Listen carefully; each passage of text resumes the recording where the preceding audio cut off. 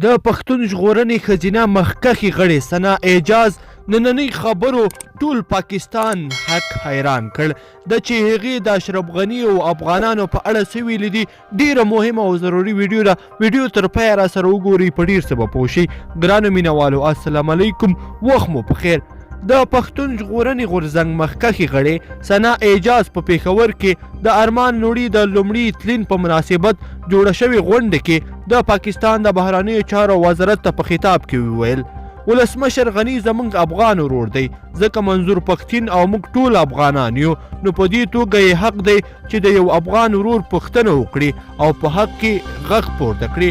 اعجاز چې نن د ارمان لوڼي د لومړني تلین په مناسبت یوې غونډې ته خبرې کولې وویل: زه دلته یو افغان یم، موږ ټول پښتانه د یو نسل څخه یو. که چیرې د کرښې هغه غاړې یو افغان که هغه ولسمشر وي یا که عام وګړی وي، نو حتما او خامخا به د خپل ورور لپاره غږ پورته کوي. ثنا اعجاز ریاستي ادارې ته په خطاب کې وویل: دواړو خواو ته په افغانانو باندې د پاکستاني پالیسیو مستقیما بد اغیزه کړې ده، چې په دې توګه د ټولو افغانانو په ژوند کې ستونزې راولاړې کړې دي او هم یې په ځلونو ځپلي دي. اعجاز پاکستاني رسنیو او حکومت ته په خطاب کې وویل: موږ یو خلک یو، یو قام یو، نو حتما به افغان ولسمشر زموږ لپاره غږ پورته کوي. د هغې پر وینا ولسمشر غني په ډیر ښه وخت کې د پی ټي ایم لپاره غږ پورته کړ.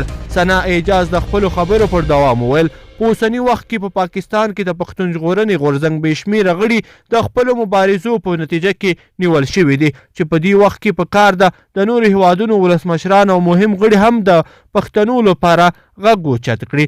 ګرانو مینوالو، په دې هیله چې د نن ورځې ویډیو به مو راسره تر پایه پورې کتلې وي. که مو خوښه شوي نو حتما یې در سره لایک کړئ او نور ملګرو سره یې هم شریک کړئ. تر بلې ویډیو پورې د لوی الله په امان.